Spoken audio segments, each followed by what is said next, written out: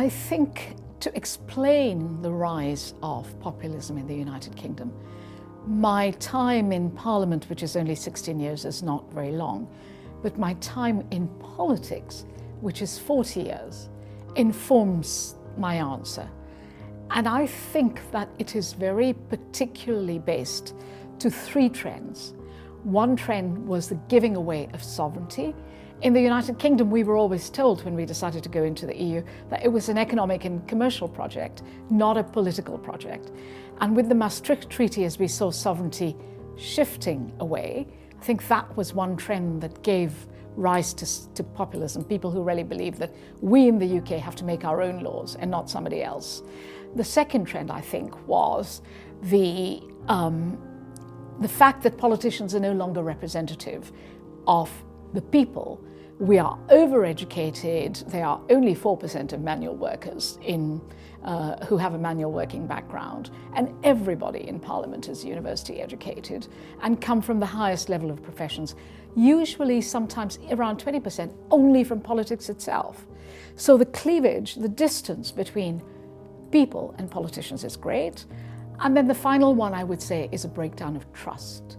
That we, all sides, centre, right, left, promise something, for example, a referendum on the EU.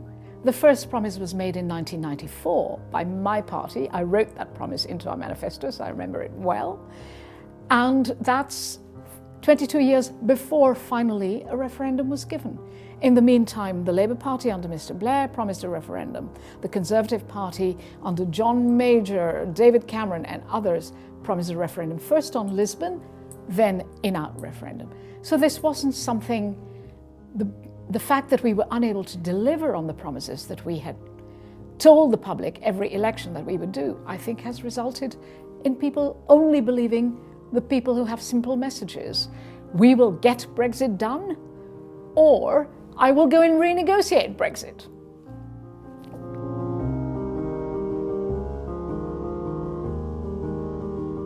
I think it's become much more angry. We all know that it's polarized, but in fact it's fragmented as well. Traditionally, we've had two political parties with the Liberals as a distant third in the UK. Now we have four parties that are competing for votes in this election with very tight margins between them: the Conservatives, Labour, the Liberal Democrats and the Brexit Party. So again, it's fragmentation, it's polarisation, but above all, I see a tone in politics that alarms me and shocks me, particularly directed at women politicians.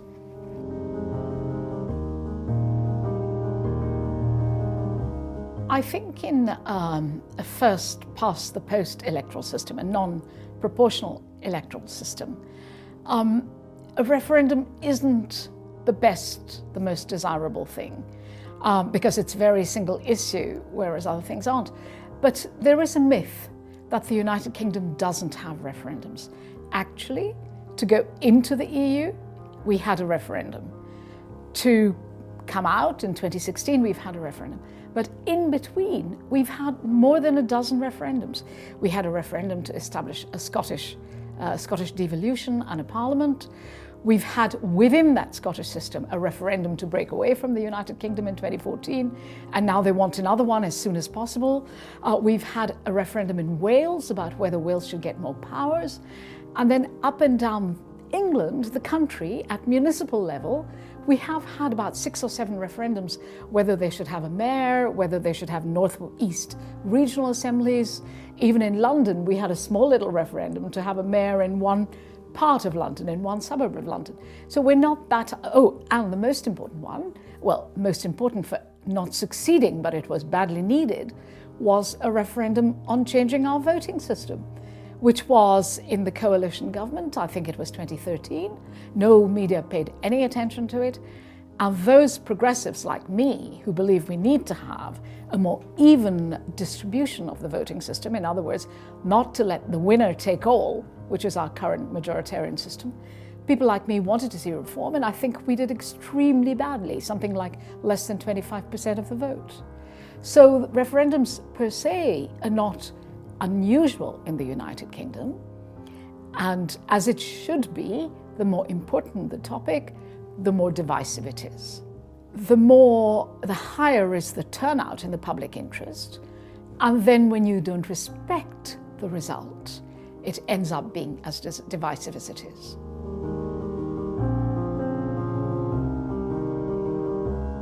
I was surprised as a woman, and particularly a woman from an ethnic minority, that the Me Too movement, and here we're talking about two, from my perspective, incredibly valid campaigns.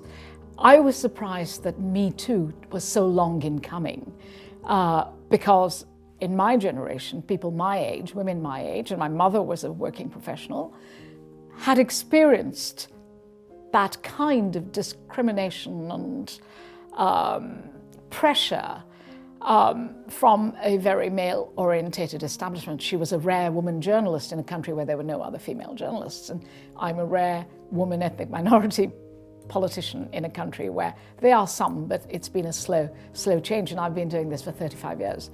So I was taken aback by, shall I say, the silence of women my age, to some extent including myself, who didn't fight back earlier. And in that sense, I'm so proud of young women today who don't take, if I could use a colloquial expression, that shit anymore, who are prepared to get up and say, no, up with this, we will not put. So more power to them, and I hope that they won't need to even have the Me Too movement. I'm hoping we won't need it in 5 to 10 years. But climate change affects us all, but not just us, Homo sapiens, but all the other species around us.